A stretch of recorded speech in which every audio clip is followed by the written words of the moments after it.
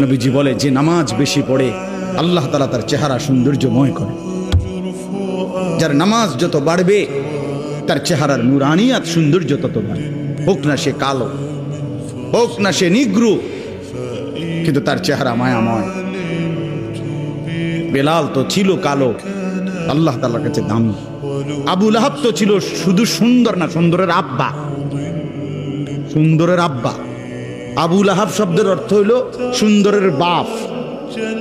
আবু লাহাব একবারে টকটকে সুন্দর ছিল, বেশি সুন্দর ছিল আবু লাহাব। আবু লাহাবের নাম আবু লাহাব না, আব্দুল উজ্জা,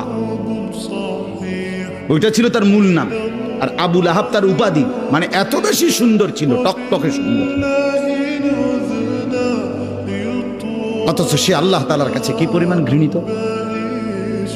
কি ভাই, বেলাল কি পরিমাণ প্রিয়।